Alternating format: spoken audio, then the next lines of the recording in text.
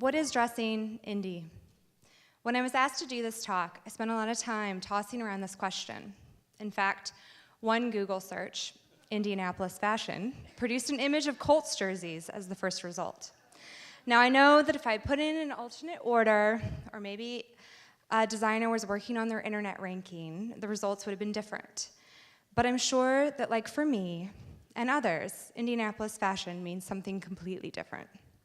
If you haven't heard, there are a slew of talented young designers working in Indianapolis, and some are even showing in LA and in New York.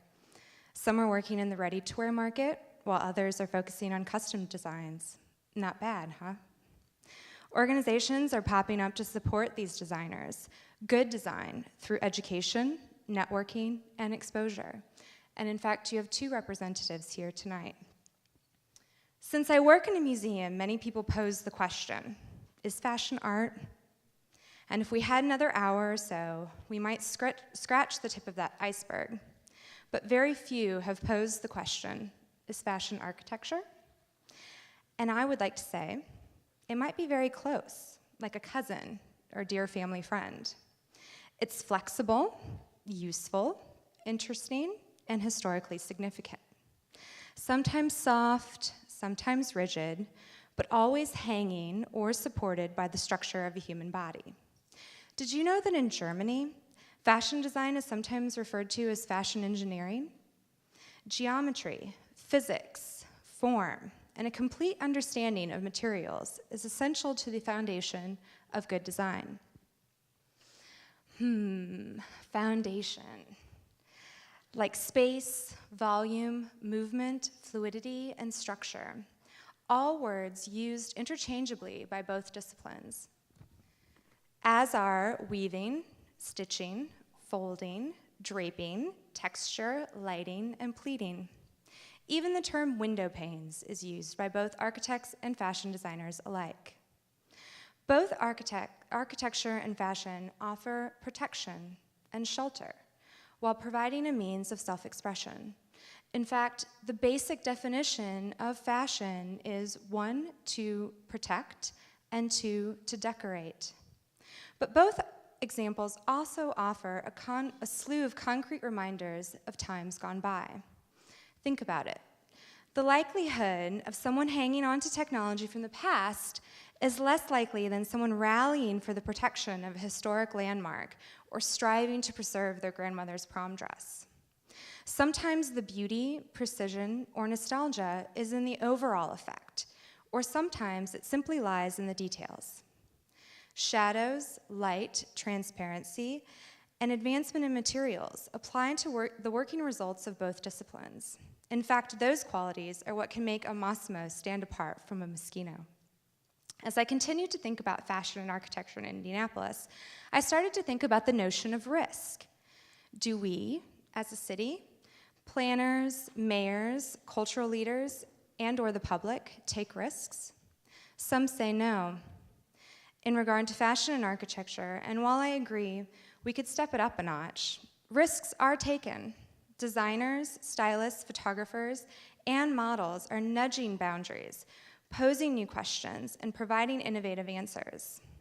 I was once asked by the Indianapolis Star, does fashion have a place in Indianapolis? Yes, was my answer, both historically and in the present. Department stores like Ellis Ayres provided salons for independent designers, such as buildings like the Circle City Complex offer haven to young artists and fashion designers. And a friend recently challenged me with the question, if you don't have anything to lose, why not take the risk? So when looking around downtown Indianapolis for examples of high or low risk architectural ventures, I couldn't help but start to make associations. On the occasion for architectural plan in particular hit me hard. The Indianapolis Cultural Trail. Not architecture, you say? Well, maybe not in the conventional sense, but it still involves brick, electricity, and shape. Upon moving to Indianapolis in 2007 and living only in downtown, I couldn't help but notice the construction and signage associated with the Cultural Trail project. And like many, I judged it. Where does it go? How will it be used? Why are we spending so much money on this? As I assumed many people would judge the construction on Georgia in preparation for the Super Bowl. But as the cultural trail construction neared completion, I took a bike ride with an out-of-town friend, and it all clicked. We didn't even intend to get on the trail, but once we did, we rode it the whole way. And it was wonderful. Not only was I able to show off the best angles of the skyline, but also our parks and landmarks that I wouldn't have normally thought to show off. When we completed the trail, I thought to myself, well done. But it was a risk, you know?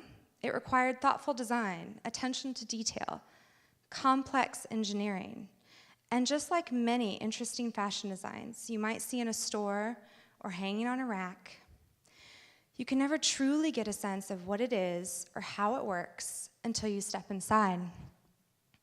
So I urge all of us to continue taking risks by contributing to the conversation, applying our ideas and foresight to projects big and small, and by utilizing the resources we have.